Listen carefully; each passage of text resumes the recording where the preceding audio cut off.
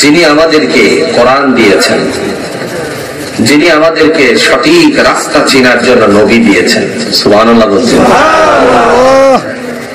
রাসূল পেলাম, কোরআন পেলাম। এখন আমরা যদি এর বাইরে,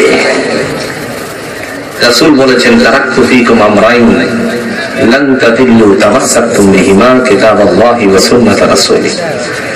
আমি তোমাদের মাঝে দুটো জিনিস ছেড়ে যাচ্ছি, একটা হলো আল্লাহর কোরআন, আর একটা হচ্ছে আমি রাসূলের আদর্শ, হাদিসগুলো, সুন্নাহগুলো। পথভ্রষ্ট হবে না যতক্ষণ পর্যন্ত তারে আঁকড়ে ধরবে। তাহলে আমাদের এই কোরআন আর হাদিসটারে আঁকড়ে ধরা দরকার আছে না নাই? একটু আওয়াজ দিয়ে বলেন আছে কিনা? এই মজবুতি কোরআন, আল্লাহ কোরআনকে দিয়েই বলেছেন ওয়া'তাসিমু বিহাবলিল্লাহি জামিআন ওয়া লা তাফাররাকু। আল্লাহ বলেন আমার রশিটা দে। রশি কয়টা? এক। কথা কন না, কয়টা? নাদানা রশি, 24 রশি, 12 রশি, 8 রশি, 13 রশি, 3 রশি, কয় রশি? আরো জোরে, আরো জোরে, আরো জোরে। রশি হলো একটা। ওয়া'তাসিমু বিহাবলিল্লাহি জামিআন ওয়া লা তাফাররাকু। আল্লাহ বলেন তোমরা আমার রজ্জুকে আঁকড়ে ধরো, রশিকে আঁকড়ে ধরো, খবরদার বিচ্ছিন্ন হয়ো না। তার রশিটার নাম হলো কোরআনুল কারীম, কোরআনুল হাকীম, কোরআনুল মাজিদ। সেই কোরআনুল মাজিদ থেকে আমি আপনাদের মাঝে ছোট্ট একটা আয়াতে কারিমা তেলাওয়াত করেছি। এই আয়াতের দ্বারা এবং রাসূলুল্লাহ সাল্লাল্লাহু আলাইহি ওয়াসাল্লামের অগণিত হাদিসের টুকরাগুলো থেকে একটা হাদিসের টুকরা উপস্থাপন করেছি। আল্লাহ যেহেতু এর থেকে কিছু কথা বলবো এবং বুঝার চেষ্টা করব, আল্লাহ যেন তৌফিক দান করেন।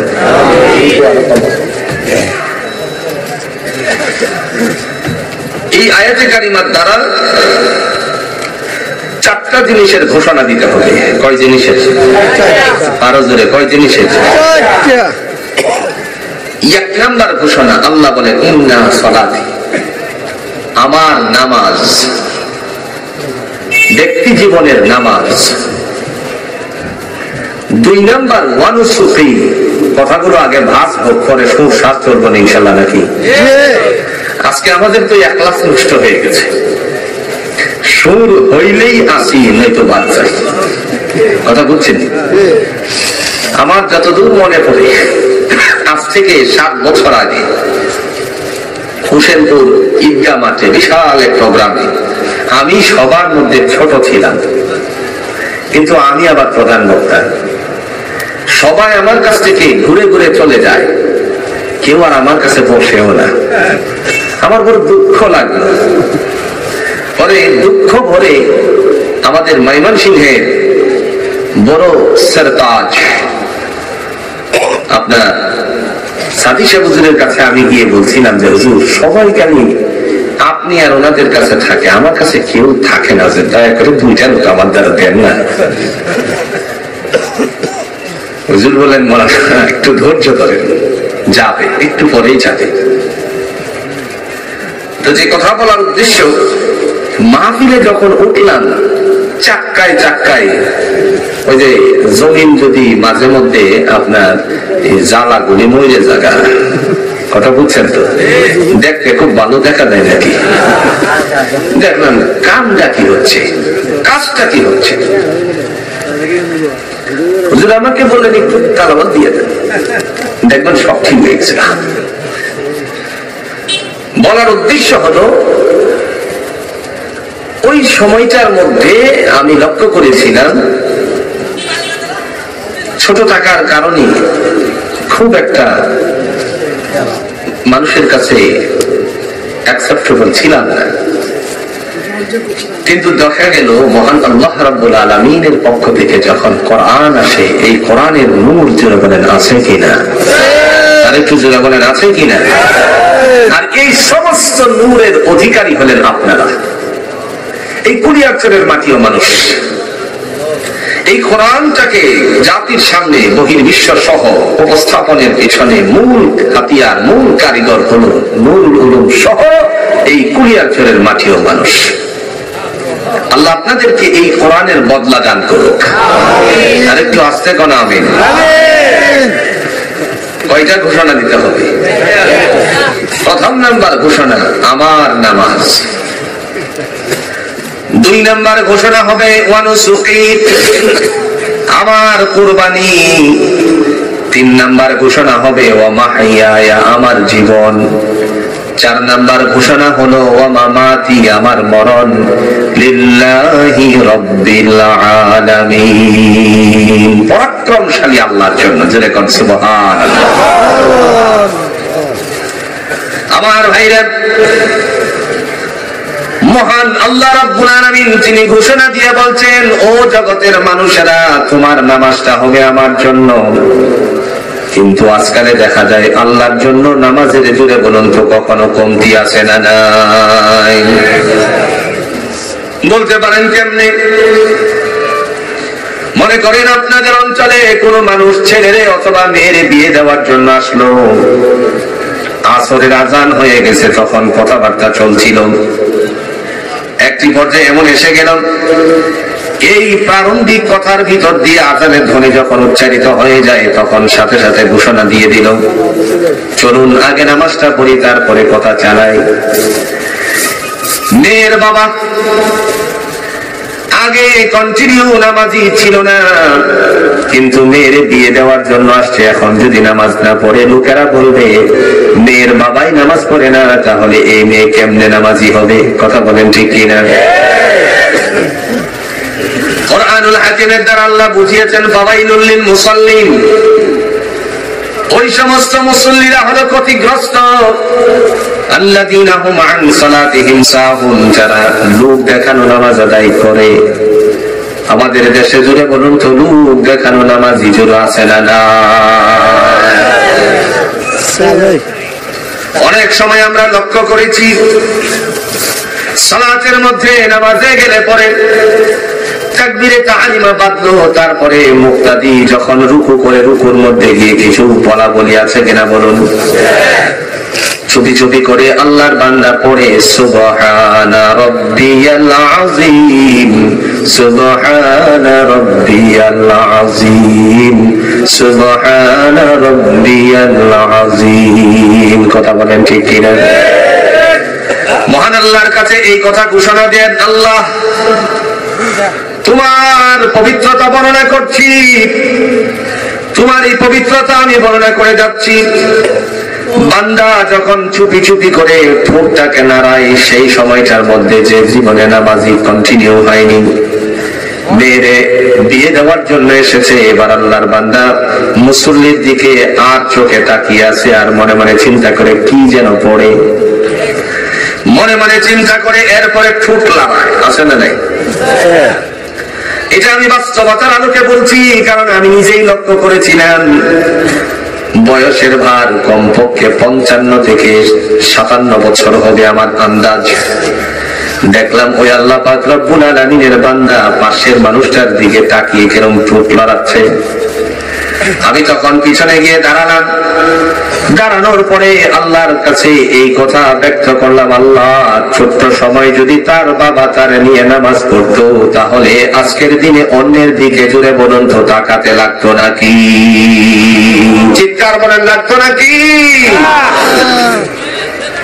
অথচ আল্লাহ রাব্বুল আলামিন ঘোষণা দিয়েছেন, ওয়া আমুর আহলাকা বিস-সালাহ, তোমার পরিবারদেরকে আমি আল্লাহর বিধান নামাজের জন্য উদ্বুদ্ধ করো। জাবালে রহমতের পাদদেশে বিশ্বনবী সাল্লাল্লাহু আলাইহি সাল্লাম যেই জায়গাটার মধ্যে দাঁড়িয়ে আল্লাহর দিকে মুতাওয়াজ্জিহ হয়ে তিনি যে আসহাবদের সামনে আলোচনা করেছিলেন, এর মধ্যে একটি আলোচনা ছিল বাল্লিগু শাহিদ ওয়াল গায়েব। উপস্থিত জনতা, অনুপস্থিত জনতার মাঝে আমার এই কথাগুলো পৌঁছিয়ে দাও। এরপরে বলছেন বাল্লিগু আন্নি ওয়ালাউ আয়া, তোমাদের মধ্যে যা জানো অপরের কাছে তা পৌঁছাও। আমার ভাইরা, সেজন্য আমাদের আল্লাহর বিধান পালন করতে গিয়ে, রাসূলের তরিকা বাস্তবায়ন করতে গিয়ে নামাজটা সকলের শিক্ষা করা জুড়ে বলুন তো দরকার আছে না না? বিপদে পড়লে নামাজ আছে কিনা? কোন কথা কন নাকি? আছে কিনা? কিন্তু আমাদের দেশে বিপদে পড়লে পরেই আল্লাহরে কখনো কখনো গালিও দেয়। যেমন বৈশাখ মাস আসে আমাদের মাঝে রহমত নিয়ে, কিন্তু আমরা বৈশাখী পালন করে আল্লাহর কাছ থেকে গজব নিয়ে আসি। কথা কোন ঠিক কিনা? এক টুকরা ইলিশ আর পান্তা ভাত আপনাদের এখানে মনে হয় নাই? আমি তো মনে করছিলাম ঢাকা শহরেই সব। এক টুকরা ইলিশ আর পান্তা ভাত বান্দারা খায় আর যায়, মেলায় যাই রে মেলায় যাই রে, অনুষ্ঠান করতে করতে গান গাইতে গাইতে যায়। কিন্তু আমাদের দেশের যিনি কবি ছিলেন বুকু মিয়া, জোরে বলুন তো, তিনিও গান গেয়েছেন। আর এখনের গানের মধ্যে পার্থক্য আছে না? না, মাঝি দরিয়া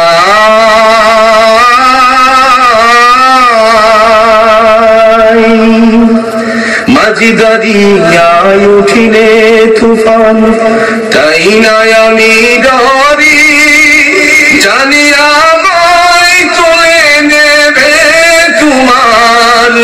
শাফায়াতের তরি। তোমার বেগম নয়ন জানি, করবে আমায় নেগাহরানি, জানি ধরবে তুলে কণ্ঠে মধুর কাউসারের পিয়ালা। নবী দুঃখের দিনের দরদি মোর নবী কামলেওয়ালা, নবী কামলেওয়ালা। ঠিক কিনা বলেন? আল্লাহ রাব্বুল আলামিনের পক্ষ থেকে ঘোষণা এসে গেছে, বিপদের সম্মুখীন কোন মানুষ যদি হয়ে যায়, জুড়ে বলুন তো, ধৈর্য ধারণ করব কিসের মাধ্যমে? নদীতে ঝড় উঠেছে, এবার নামাজ পড়া দরকার আছে না নাই? বৈশাখ মাসে তুফান শুরু হয়েছে, নামাজের দরকার নেই। কথা কন নাকি? আমাদের সময়ে আজকে দেখা গেল, একটা সময় আমরা পড়েছিলাম বই পুস্তকে হ্যারিকেন সাইক্লোন, এরপরে আমরা এই কথাগুলো আবহাওয়াবিদদের থেকে শুনেছি। আমরা দেখেছিলাম এসেছিল আইলা, এসেছিল সিডর, নাম দিয়েছিল সিডর, এরপরে কোনে নাম দিল নার্গিস। কিছুদিন আগে আবার দেখা গেল এসে গেলেও বুলবুল। কথা কন্যা কেন? এই যে আইলা বলেন, সিডর বলেন, নার্গিস বলেন, বুলবুল বলেন, এই সমস্ত কিছুর ভিতরে ধৈর্য ধারণ করতে হবে। জোরে বলেন কিসের মাধ্যমে? বুলবুলে আক্রান্ত কবলিত এলাকাগুলো, আমি বলেছিলাম ওখানে একজন আল্লাহর বান্দি সেজদায় পড়ে আল্লাহর কাছে রোনাজারি শুরু করেছে আল্লাহ। কারণ কুরআনুল হাকিমে আল্লাহ বলছেন ওয়াসজুদি ওয়াক্তারিব, যারা পৃথিবীতে সেজদা করে আমি আল্লাহ তাকে অত্যন্ত নিকটতম করে নেই। বান্দি সেজদায় পড়ে বলছে লাগলো, আল্লাহ পেটে আমার সন্তান প্রসব ব্যথাও শুরু হয়ে গেছে। ও মাওলায়ে কারীম, আজকের এই পরিবেশটার মধ্যে নিজে বেঁচে থাকাই তো বড় দায়। তুমি ছাড়া আমার কোনো মালিক নাই, আমার কোনো উপাসনাকারী নেই, তুমি ছাড়া আমার কে রক্ষাকারী কেউ নেই। দয়া করে তোমার দিকে মতবজ্জু হলাম, দয়া করে তুমি আমার এই সন্তানটারে জীবিত রেখে দিও। সুবহানাল্লাহ বলেন। ধৈর্য ধারণ করতে হবে কিসের মাধ্যমে? ওয়াস্তাঈনু বিস-সাবরি ওয়াস-সালাত ওয়া ইন্নাহা লাকাবীরাতুন ইল্লা আলাল খাশিঈন।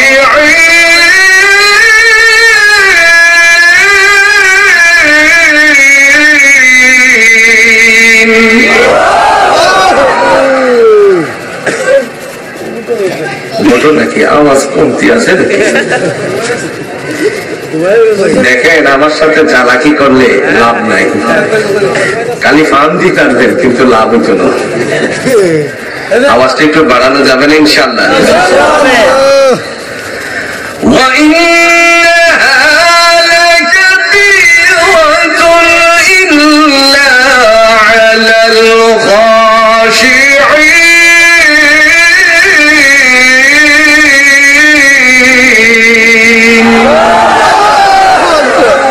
কারবানি আল্লাহ বলেন ধৈর্য ধারণ করো নামাজের মাধ্যমে। বিপদের সম্মুখীন হয়ে গেছো, সেই সময়টার মধ্যে ঝড় আর তুফান আসুক না কেন, নামাজ পড়া দরকার আছে না নেই? শুধুমাত্র আমরা বিপদের সম্মুখীন হয়ে দোয়াটাই পড়ে গেছি, দোয়া পড়ে গেছি। এবার ইতিহাস থেকে প্রমাণ করুন। আমি যখন নুরুল উলুমের ছাত্র ছিলাম, ওই সময়টার মধ্যে হ্যারিকেনের কথা শুনেছিলাম। তখনকার সময়ে একটা জাহাজ সমুদ্র সৈকতের মধ্যে ডুবন্ত অবস্থার মধ্যে ছিল। সমস্ত মানুষেরা দেখে দেখে তার গড়ের প্রতি লক্ষ্য করে, খ্রিস্টানরা ছিল এর মধ্যে। আমার কাছে ওই পত্রিকা ইনকিলাবের কলামটা আছে। ওই সময়টার মধ্যে মহান আল্লাহ রাব্বুল আলামিনের বান্দাদের একজন মুসলমান ছিল। মুসলমানের কাছে গিয়ে খ্রিস্টান একজন দার্শনিক পণ্ডিত সে গিয়ে বলছে, তুমি তোমার আল্লাহর কাছে কিছু রোনাজারি করো, তোমার আল্লাহর কাছে কিছু বলা বলি করো।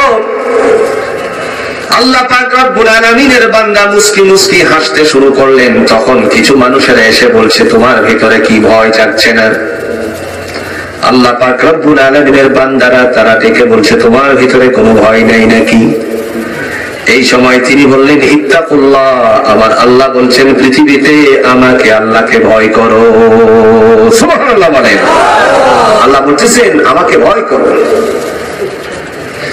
তিনি এবার বললেন, লা ইলাহা ইল্লা আনতা সুবহানাকা ইন্নী কুনতু মিনাজ জালিমিন।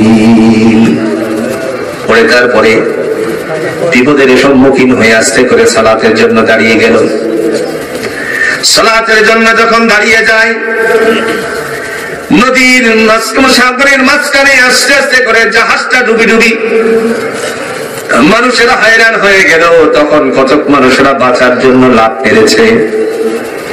আল্লাহ পাক রব্বুল আলামিনের বান্দা সালাতের মধ্যে থাকা অবস্থায় আমার আল্লাহ রব্বুল আলামিন তার জন্য লক্ষ্য করে সমস্ত মানুষগুলোকে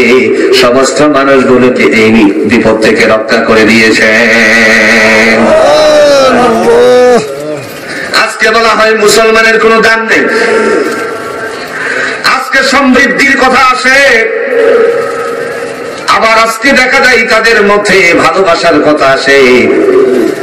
হিন্দু মুসলিম ভাই ভাই সবাই মিলে ভোট চাই, আছে না নেই? কথা কন্যা কেন?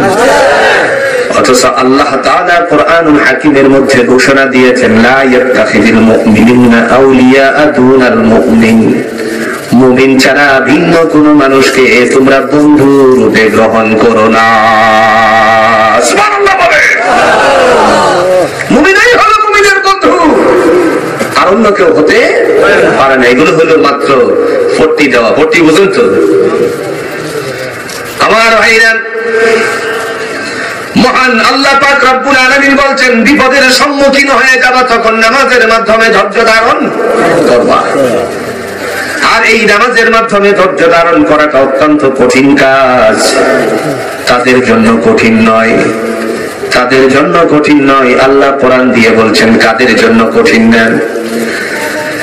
আল্লাযীনা ইয়াযুন্নুনা আন্নাহুম মুলাকু রাব্বিহিম ওয়া আন্নাহুম ইলাইহি রাজিউন।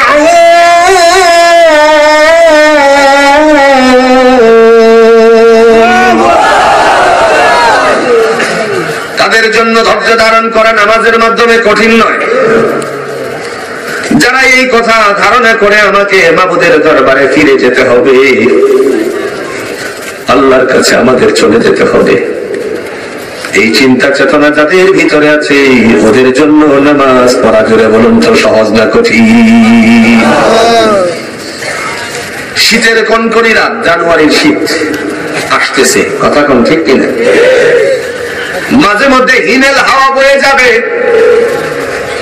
ফজরের সময় মানুষের চোখে নিদ্রাটা ঘুমটাকে ধ্বংস করার জন্য ইমানদারদেরকে নামাজে ডাক দিয়ে দেয়, ও নামাজি জাগো। আপনি যখন ঘুমাবেন আজকে একবার পরীক্ষা করেন, কমপক্ষে আমার এই কথাটারে পরীক্ষা করেন, গিয়ে রাতে ঘুমানোর আগে আল্লাহর কাছে একবার বলুন, আল্লাহ দয়া করে ফজরের টাইমে আমারে জাগ্রত করে দিও। একটা বার পরীক্ষা করে দেখেন, সময় মতো আমার আল্লাহ ঠিকই আপনারে জাগনা বানিয়ে দিবে।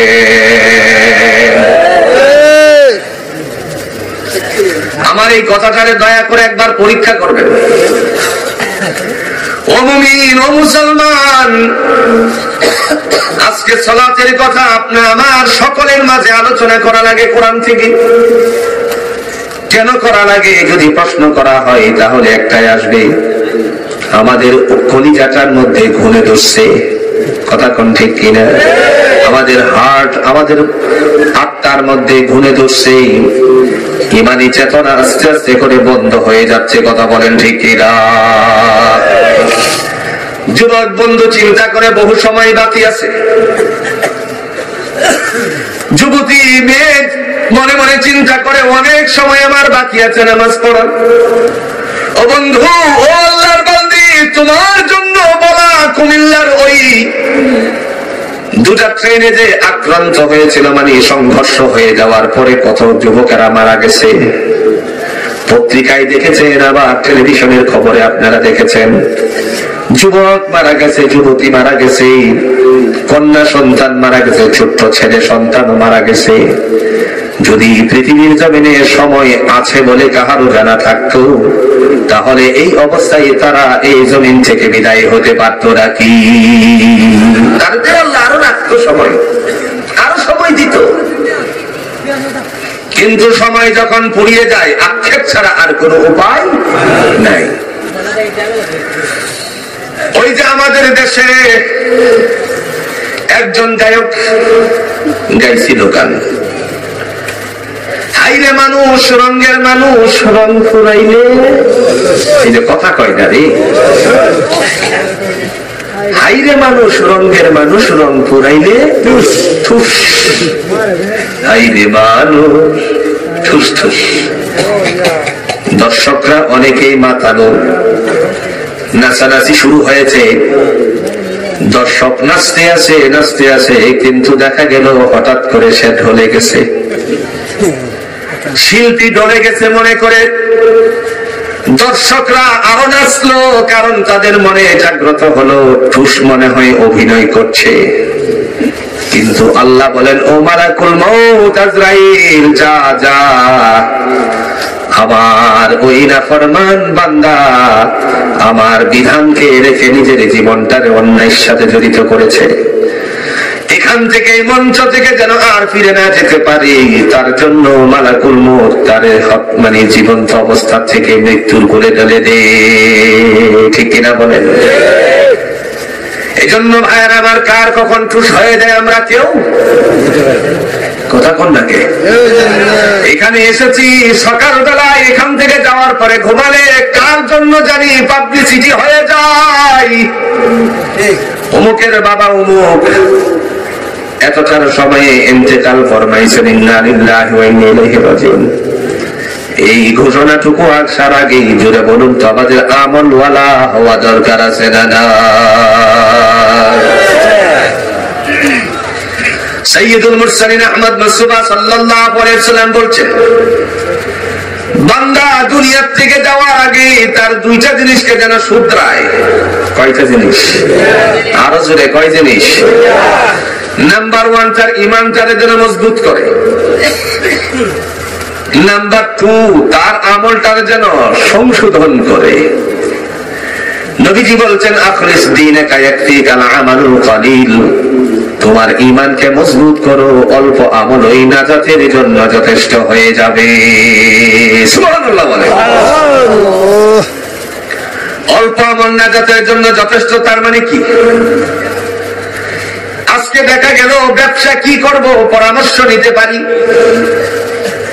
মাল কি উঠালে দোকানে ভালো বেচা কিনা হবে সেটার পরামর্শ নিতে পারি। দেখা গেল কোন ধান রোপণ করলে ভালো ফসল হবে সেটার পরামর্শ নিতে পারি। মসজিদের ইমামকে একবার ডেকে বললাম না, হুজুর ইমাম সাহেব দয়া করে আমার সালাতের জন্য যে সূরাগুলো পড়ি একটু দয়া করে শুনুন। বললাম না আমি যে তাশাহুদ পড়ি তাশাহুদটা কি সঠিক হয় কিনা, আমার তেলাওয়াতটা কি তারতিলের সহিত হয় কিনা, আমি আল্লাহর বিধানাবলী যে সূরা দিয়ে পালন করি সেই সূরাগুলো আমার সঠিক আছে কিনা দয়া করে দেখুন। এই বেলায় অলসতা জুড়ে বলুন তো কম না বেশি? মহিলাদের বেলায় তো বলাই লাগে না। দেখে দেখে বলছে সন্তান তো আমরা পালি, আপনারা তো না। প্রস্রাব করে কাপড়টা ভিজাই, বারবার করে কাপড় বদলানো বড় কঠিন। এরকম আছে না নেই? কেমনে নামাজ পড়বো ও আল্লাহর বান্দি? তাহলে আল্লাহ আপনার পক্ষে না বিপক্ষে? কোরআন দিয়ে কি বলেন একটু শুনুন। আল্লাহ সূরাতুল মুনাফিকুনের মধ্যে ঘোষণা দিচ্ছেন, ইয়া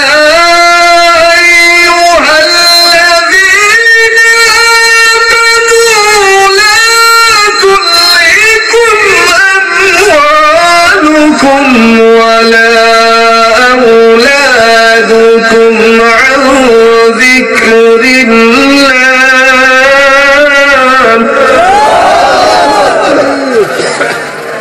ومن يفعل ذلك فأولئك هم الخاسرون।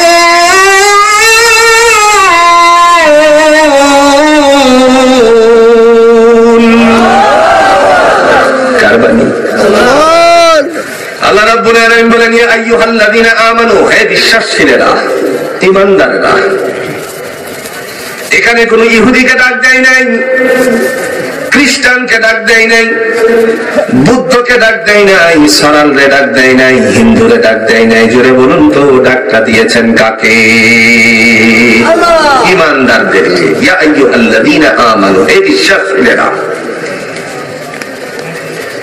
যারা কালিমা পড়েছ তোমাদেরকে বলছি, কালিমা ওয়ালা মায়ের গর্ভ থেকে পৃথিবীর জমিনে এসেছ তোমাদেরকে বলছি।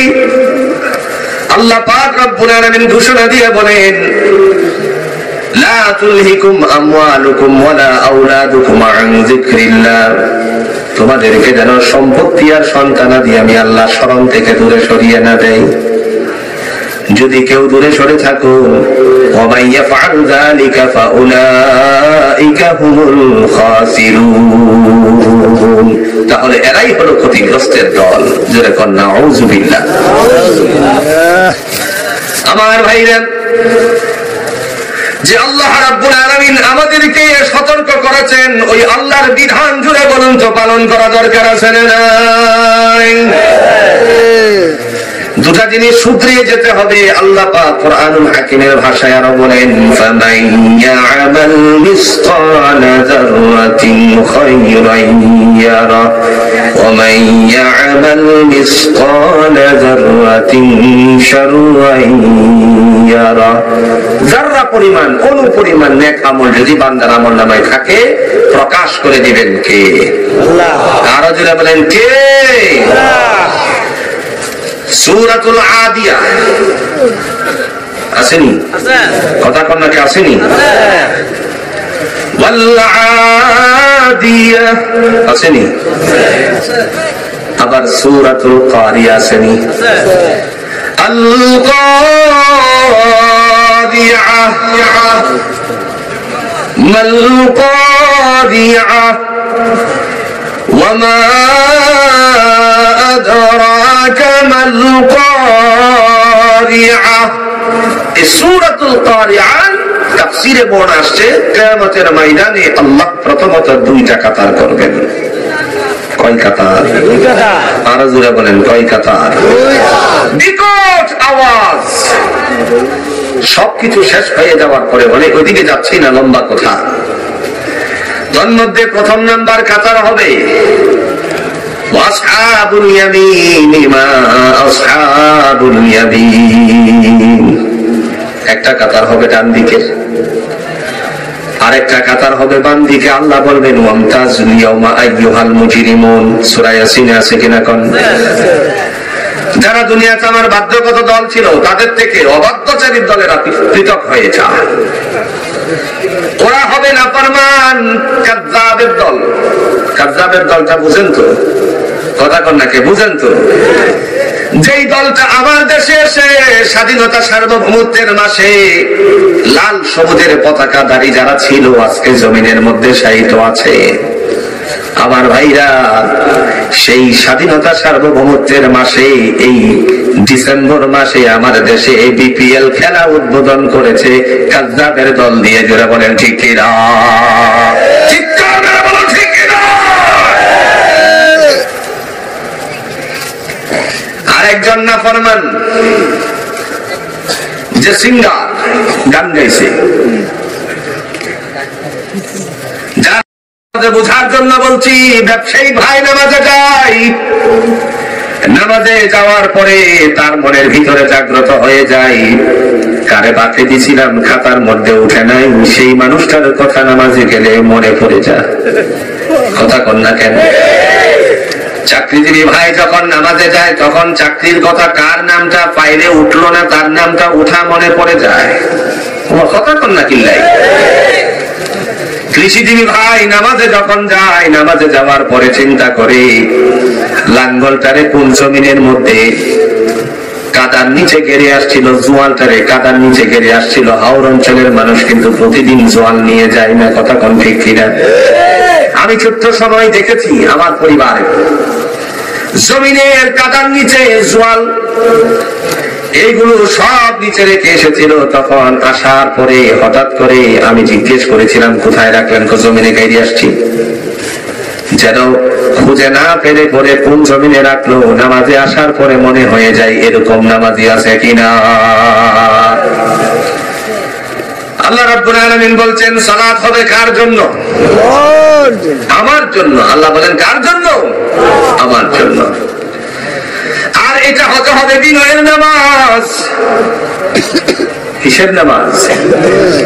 বিনয়ের নামাজ। আজকে দেখা যায় নামাজে গেলে পরে মুসল্লি কখনো কখনো ইমাম সাহেবের লোকমা মারে। কথা বুঝেন নাই? আপনাদের এলাকার কৃতি সন্তান, আপনার আমাদের দেশে একজন সংসদের নেত্রী আছে। সংসদ চলে দুই ধরনের, এখন লোক দিয়ে দুই ধরনের লোক আছে এখনো। একজন হলো গায়ক আর একজন হলো নায়ক। একজন গায়ক আর একজন নায়ক। একজনের কারণে আমাদের সমাজের মধ্যে বেশি ইফটিজিং হচ্ছে। কথা বলেন ঠিক কিনা? আমার ঘুম ভাঙিয়া নিল রে, নাউজুবিল্লাহ বলবেন। তবে মজা হইতো আমাদের রাষ্ট্রপতি মহোদয় যখন স্পিকার ছিল, উনি একদিন বলছিলেন, ইউটিউবে তথ্যগুলো আছে, উনি বলছিলেন মাননীয় সংরক্ষিত মহিলা আসনের আমার ঘুম ভাঙিয়া গেল রে মরার কোকিলে আপনার সময় 5 মিনিট। কথা বুঝেননি?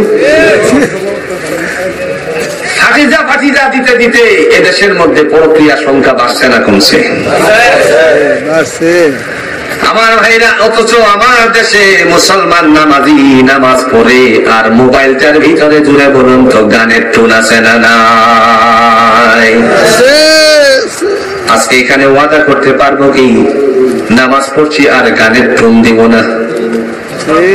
একটু হাতটা দেখাতে পারবো? আল্লাহ কবুল করো। আল্লাহ আমার ভাইদেরকে তুমি দিনের জন্য কবুল করো। নামাজে গেলে পরে গানের টুন নয়। আপনার যদি ইচ্ছেই হয় কোন গানের টুন বাদ দিয়ে এবার আপনি সুন্দর করে ছোট্ট ছোট্ট বাচ্চাদের গজল দিয়ে দেন, যারা সুন্দর করে গাইছে, যে গাউনিটা মানুষের হৃদয়টারে স্পর্শ করে দেয়।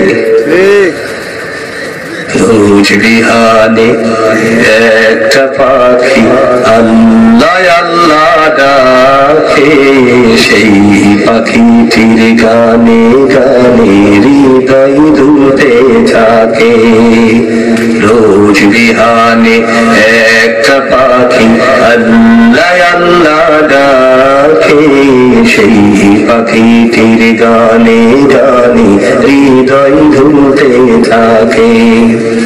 দিকে দিকে সে সুর তোলে সারা, ঘুম ভেঙে যাই সে সুর শোনে, জাগে ঘুমের পারা। রঙিন আলো ছড়িয়ে পড়ে তখন শাখে শাখে। কথা বলেন ঠিক না? চমৎকার কথাগুলো দেওয়া যাবে, কিন্তু এ না দিয়ে যদি উস্কো খুস্কো দিয়ে দেয়, এর চেয়ে আমি আপনাদের কাছে কিছু বলতে পারবো না। আমার উস্তাদ বসাত কোন ভাষা দেওয়া যাবে না, কারণ মালাকুল মউত কার জন্য হাজির হয়ে যাও কেউ বলতে পারি। কিছুদিন আগে আপনারা শুনেছেন একজন ব্যাংকার মহিলা ব্যাংকের অ্যাকাউন্টিং এ চাকরি করত। আল্লাহর বান্দি তার অফিসে যখন যায়, অফিসে যাওয়ার পরে বৈবাহিক সূত্র কায়েম করে নাই। অফিসে যাওয়ার পরে লিখতে আছে, হঠাৎ করে আল্লাহর বান্দি ঢলে গেছে।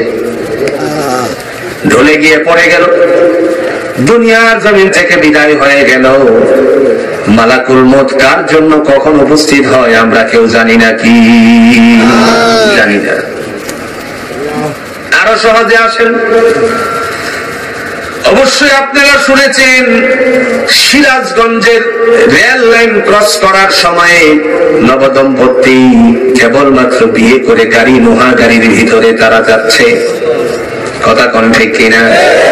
পত্রিকায় এসেছে, গণমাধ্যমে এসেছে, আবার খবরের মধ্যে বলে দিয়েছে রেল লাইন ক্রস করবে।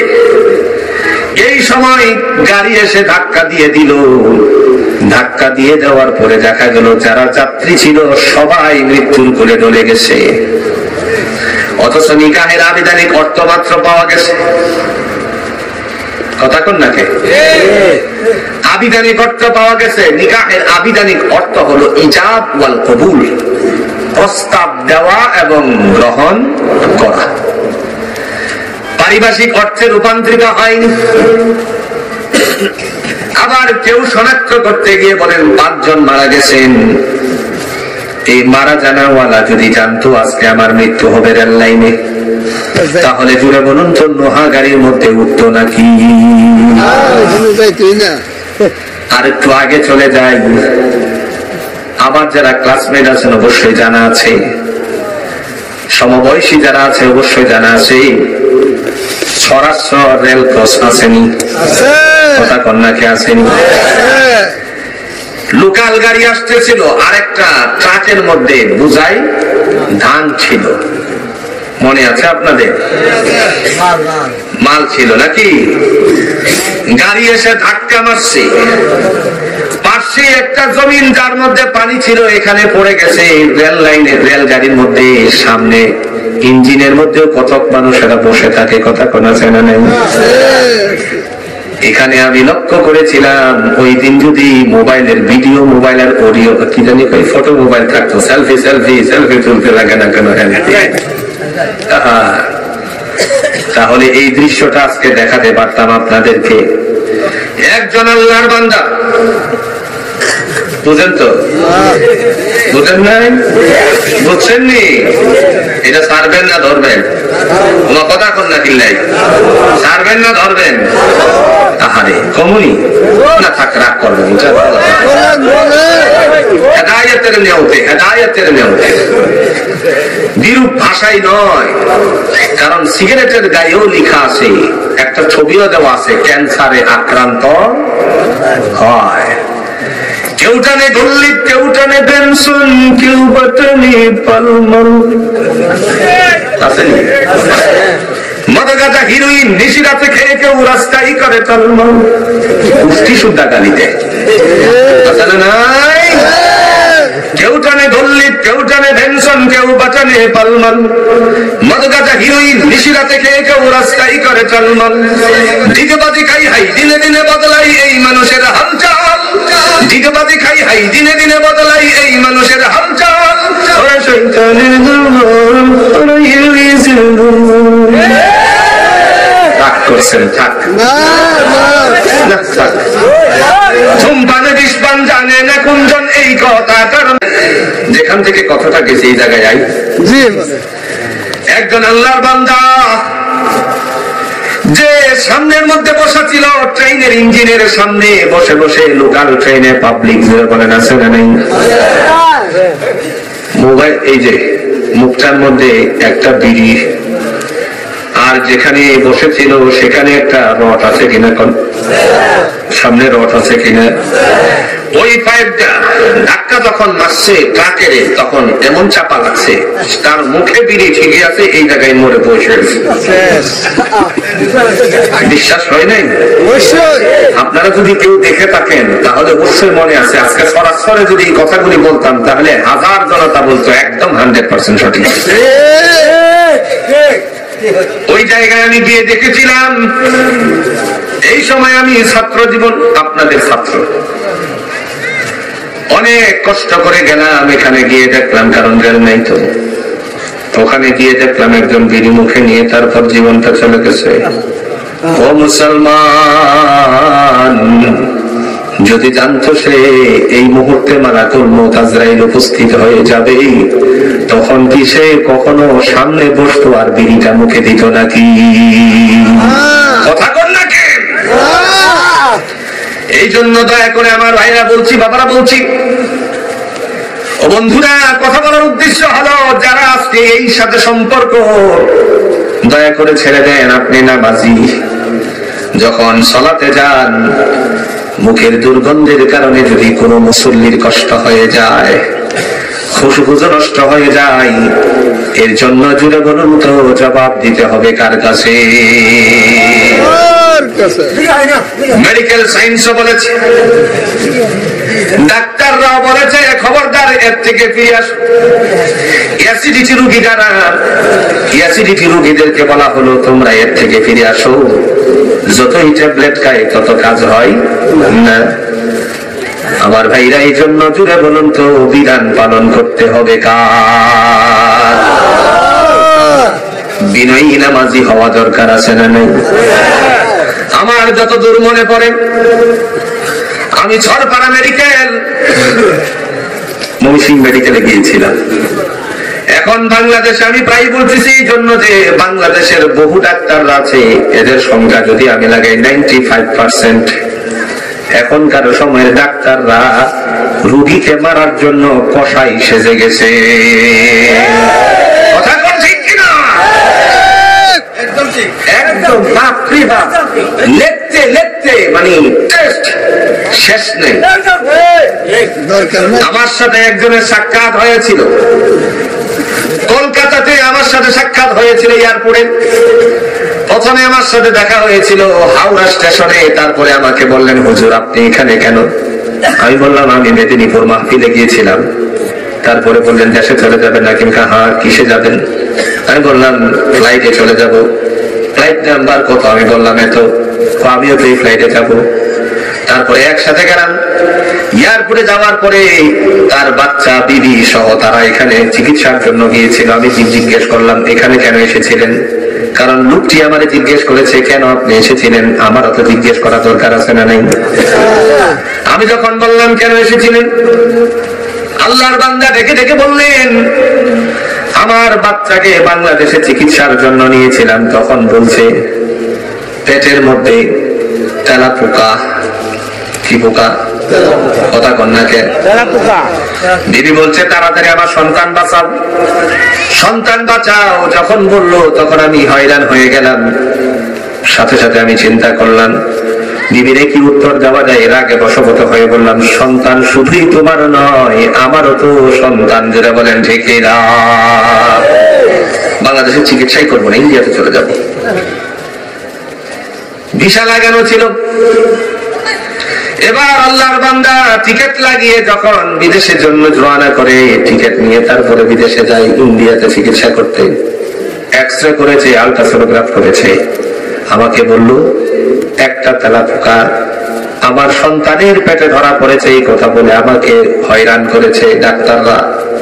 আজকে এখানে আসার পরে বলছে না আপনার সন্তানের পেটে তেলা পোকা নয়, এক্স এক্স-রে মেশিনের ভিতরে ছিল তেলাপোকা। কথা বোঝেন নাই? এক্স-রে মেশিনে তেলাপোকা, এটা না সরিয়ে ঘোষণা দিয়ে দিছে কার পেটে? সন্তানের পেটে। আমার কাছে একটা প্রেসক্রিপশন আছে, যদি আপনারা কেউ দেখতে চান দেখাতে পারবো নির্দ্বিধায়। এটা হলো কিশোরগঞ্জের একটা ক্লিনিকের প্রেসক্রিপশন। কসাই মার্কা ডাক্তার ওষুধ লিখতে লিখতে টিএবি ট্যাব লিখতে লিখতে লিখতে লিখতে একেবারে শেষ অংশে অল্প একটু জায়গা রাখছে। শিল পড়লে সিগনেচার পড়ে না, সিগনেচার পড়লে শিল। কোন রকম ভাবে সিল আর সিগনেচার দিল। আমি এই প্রেসক্রিপশনটা দেখার পরে আমার চোখে ধরা পড়ে গেছে, নিঃসন্দেহে তার সামনে রিপ্রেজেন্টেটিভরা ছিল। বুঝেন তো? রিপ্রেজেন্টেটিভ ছিলেন, বুঝেন তো? যারা মার্কেটিং করে। এমত অবস্থায় তারা বের হওয়ার পরে এখন নতুন পদ্ধতি, ক্লিক, বুঝেন কি, একটা ছবি উঠে দিচ্ছে। আগে বলতো স্যার স্যার একটু দেখি, ভাই ভাই দেখি। এখন দেখার টাইম নেই, দেখবে পরে, আগে ক্লিক, মোবাইলে উঠে দিচ্ছে। ডাক্তার চিন্তা করে এখান থেকে বের হলেই তো অপসলিনের এই গ্রুপের যারা আছে ওই রিপ্রেজেন্টেটিভে ধরবে, কারণ আগে খাইছি তার কাছ থেকে ফিরিস। কথা কোন না, কি খাইছে? এরপরে রেনেডা কোম্পানির লোক আছে এখানে, ওই লোকের চিন্তা হলো, ডাক্তারের চিন্তা হলো তার কাছ থেকে তো আমি একটা মাইক্রোগ্রাম নিয়েছিলাম, ওভেন নিয়েছিলাম, মানে গরম করবো খাবার, সকালবেলায় রাতের বেলায় খাবার গরম করে খাবে। আরেকজনের চিন্তা এসে গেল, ও যখন বেরিয়ে যাবে তখন বলবে স্যার আমি তো আপনাকে 32 ইঞ্চি 48 ইঞ্চি একটা এলইডি টিভি দিয়েছিলাম। কথা না কেন? বিশ্বাসটা হয়ে দাঁড়ায়, একবার লক্ষ্য করুন। এই অবস্থায় চিন্তা করতে করতে কাকে ঠগাবে, কার ওষুধ না লিখবে, সবাই সন্তুষ্ট করার জন্য ওষুধ লিখতে লিখতে সমস্ত কোম্পানির লিখলো যারা এখানে উপস্থিত, আর রোগীর 12টা বাজায় দিছে। এরকম ডাক্তার বাংলার জমিনে আছে না? না। ওই সরপাড়া মেডিকেলে যখন গিয়েছিলাম, ডাক্তার আল্লাহর বান্দা ভয় করে আল্লাহরে। কাকে? শহরের আযান মুয়াজ্জিনের কণ্ঠ থেকে উচ্চারিত হয়ে গেল। মুয়াজ্জিনের কণ্ঠ থেকে যখন উচ্চারিত হলো হাইয়া আলাস সালাত, হাইয়া আলাল ফালাহ, ডাক্তার সাহেব প্রেসক্রিপশনের মধ্যে তার কলমটা রেখে দিছে। আমি মনে মনে চিন্তা করলাম, নিঃসন্দেহে ডাক্তারের ভিতরে ঈমানি চেতনা আছে। বুঝার জন্য একটু ট্রাই করলাম, স্যার আমার একটু ব্যস্ততা আছে, দয়া করে আমার প্রেসক্রিপশনটা দিয়ে দেন। ডাক্তার আমাকে বললো, আপনার কানে কি মুয়াজ্জিনের আযানের ধ্বনিটা যায় নাই নাকি? যে মুয়াজ্জিন ঘোষণা দিয়েছে হাইয়া আলাস সালাহ, এসো নামাজের দিকে, হাইয়া আলাল ফালাহ, এসো কল্যাণের দিকে। কল্যাণের ডাকটা শোনার পরে কি করে আমি বসে থাকি? এজন্য আমি এই কাজে আর নাই। আমি আল্লাহ রাব্বুল আলামিনের ডাকে সাড়া দেওয়ার জন্য প্রস্তুত। আপনি আমার সাথে নামাজে চলেন, তারপরে প্রেসক্রিপশন করে দিব। সুবহানাল্লাহ বলে। আমার ভাইরা, আল্লাহ বলেন সালাত তুমি আদায় করবা, বিনয়ী হওয়া দরকার আছে না নাই? আমার ডাক্তার সাথে এনায়তুল্লাহ ভাই আছে, আমার মনে করি না ডাক্তার, আলহামদুলিল্লাহ নামাজের সময় আপনি যাই আর ওষুধ খাইতেন না ওনার কাছে। হ্যাঁ, সব ডাক্তার হলে জেলও কাটন লাগে, ঠিক কিনা? একবার জেলও কেটেছে। আর যদি অসৎ ডাক্তার হও তাহলে এমনি এমনি 2 নম্বরই করে করে দেখবেন যে পাস হয়ে গেছে। কথা বলেন ঠিক কিনা? আমার ভাইরা, মহান আল্লাহ রাব্বুল আলামিনের বান্দা আল্লাহকে ভয় করে। এই জন্য আল্লাহ রাব্বুল আলামিন ডাক দিয়ে বলেছেন, বান্দারে নামাজ পড়বা বিনয়ের সাথে, কারণ নামাজি যখন ঘোষণা দিবে ইন্না সালাতি, আমার নামাজ, জোরে বলেন কার জন্য? চিৎকার করে বলেন কার জন্য? এখন নামাজটা বিনয়ের সাথে পড়তে গেলে জোরে বলুন তো মোবাইলটাকে সাইলেন্ট করা দরকার আছে না নাই?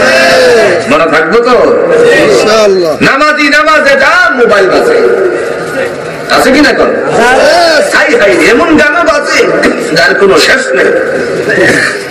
খবরদার, আপনার জন্য কারো বিনয় যেন নষ্ট না হয়, সোচ্চার হয়ে যান। আবার এক শ্রেণীর লোক বলে, নামাজ না পড়লে কি হবে, ঈমান তো আমার সঠিক হয়ে আছে। এরা আরেক ডাকাত, এরা কি তা? এই যে আমি প্রায়ই বলি, ওরা দরবার খুঁজে, খালি দরবার দরবার, আছে না? না, ইতিহাস আল্লাহ রাসূল সাল্লাল্লাহু আলাইহি সাল্লাম যুদ্ধের ময়দানে যখন ছিলেন, দুইজনকে দায়িত্ব দিয়েছেন, তোমরা পাহারা দিবে। দুইজনের পাহারা চললো। রাতের বেলায় দুজনের মধ্যে পরামর্শ শুরু হয়ে গেছে। একজন আরেকজনকে ডেকে ডেকে বলতেছেন, বন্ধুরে তুমি আজকে বসে পড়ো, একটু বসে। এবার ডেকে ডেকে বলছি, বন্ধু, যেহেতু শত্রুপক্ষের আক্রমণ আসার সম্ভাবনা নাই, সেহেতু আমি একটু ঘুমাই, অথবা তুমি ঘুমাও, তারপরে জাগিয়ে দিলে আমি তোমাকে জাগিয়ে দিলে আমি ঘুমাবো, তুমি জাগনা থাকবে। শেষে দুইজনের মধ্যে পরিকল্পনা অনুযায়ী কাজ হয়ে গেল। একজন ঘুমাচ্ছেন আর একজন জাগনা আছেন। হঠাৎ করে আল্লাহর বান্দার চোখে ধরা পড়ে গেল কুরআনুল হাকিমের কথা। বিশ্বনবী সাল্লাল্লাহু আলাইহি ওয়াসাল্লামকে আল্লাহ ডাক দিয়েছিলেন শীতের রাতে, ইয়া আইয়ুহাল মুযাম্মিল। কি ডাক? কথা কোন নাকি? কি ডাক? ইয়া আইয়ুহাল মুযাম্মিল কুমিল লাইলা ইল্লা ক্বালিলা নিসফাহু আবিনকুস মিনহু ক্বালিলা।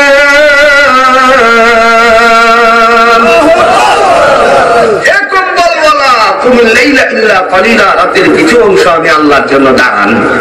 কারে বলতেছে? নবীরে বলতেছে। কে? নবীজি সাল্লাল্লাহু আলাইহি ওয়াসাল্লামকে আল্লাহ বলতেছেন কুমিল লাইলা ইল্লা ক্বালিলা। সাহাবীর চোখে ধরা পড়ে গেল, আল্লাহ যদি তার হাবিবকে বলতে পারেন, তাহলে আমি কেন বসে আছি? খামাকা দাঁড়িয়ে না থেকে এবার সালাতের জন্য দাঁড়িয়ে গেলেন। শত্রুপক্ষের আক্রমণ আসার সম্ভাবনা দেখতেছেন না। এক ভাই ঘুমায়, আরেকজন পাহারাদার তিনি নামাজে দাঁড়ায়। এবার যখন শত্রু কাফেরদের মধ্য থেকে, কাযযাবদের মধ্য থেকে লক্ষ্য করলো কি যেন দাঁড়িয়ে আছে, ট্রাই করার জন্য ধনুকের মধ্যে তীর লাগিয়ে তারপর ছুড়ে দেন। ছেড়ে দেওয়ার পরে সাহাবী, আল্লাহর নবী সাহাবীর ডান বাহুতে বিদ্ধ হয়ে যায়। ডান বাহুতে বিদ্ধ হয়ে গেলে বান্দা নামাজের মধ্যে আছেন, মনে হলো যেন একটা পিপিলিক অথবা একটা মশা কামড় দিছে। বিনয়ী নামাজি কাকে বলে দেখেন? আমাদেরকে একটা মশা কামড় দিলে এমন জোরে থাপ্পড় দেয় যাতে করে পাশের মানুষটা লাফ দিয়ে নামাজ ছেড়ে দিয়ে যাওয়ার সম্ভাবনা আছে। কথা বল না কেন? এবার আল্লাহ রাব্বুল আলামিনের বান্দা সালাতের মধ্যে আছে, আবার শত্রুপক্ষের পক্ষ থেকে যখন দেখলো না না হচ্ছে না, আরেকটা তীর লাগাই, ধনুকের মধ্যে লাগিয়ে যখন ছেড়ে দেয় তখন বাম বাহুতে বিদ্ধ হয়ে যায়। রক্ত ঝরতেছে। যখন পায়ের থেকে রক্ত ঝরে সামনে চলে আসছে, আল্লাহ রাব্বুল আলামিনের বান্দা চোখে ধরা পড়ার পরে চিন্তা করলো শত্রুপক্ষে আমাকে আক্রমণ করেছে, তীর মারছেন। যথারীতি নামাজটা শেষ করে বন্ধুরে ডাকালো। যখন তার জাগ্রত করলো, এই রক্তাক্ত অবস্থায় দেখে বলছে, তুমি কেন আমি আগে কেন আমাদের ডাকলা না? আল্লাহর বান্দা বলেন, আমি তো বুঝতে পারি নাই, আমি তো নামাজে ছিলাম, মনে হচ্ছিল আমার মনে হয় একটা মশা কামড় দিছে। দ্বিতীয়বার যখন আরেকটি আঘাত লাগে, এরপরে এই আঘাতের পরে রক্তটা যখন ঝরিয়ে যাচ্ছে, রক্ত গড়িয়ে যাওয়ার সময় আমার মনের ধারণা হয়ে গেল না না, আমাকে শত্রুপক্ষে আক্রমণ করেছে। যখন আমার সামনে আসে, সামনে আসার পরেই আল্লাহ পাক রব্বুল আলামিনের বান্দা তাকে দেখে নামাজটা ছাড়লেন। ঘোষণা দিয়ে বলেন, বন্ধুরে জীবনে কত নামাজ পড়েছি, আজকের এই নামাজটার মতো কোন নামাজে আমি বিনয়ী নামাজ মজা পাই না। সুবহানাল্লাহ বলেন। ওয়া আখিরু দাওয়ানা আলহামদুলিল্লাহি রাব্বিল আলামিন। নিত্য নতুন ইসলামিক ভিডিও পেতে সাবস্ক্রাইব করুন আমাদের চ্যানেলটি। আলাউদ্দিন আইএমসি মিডিয়ার সাথে থাকুন, ওয়াজ গজল ও কোরআন তেলাওয়াত শুনুন।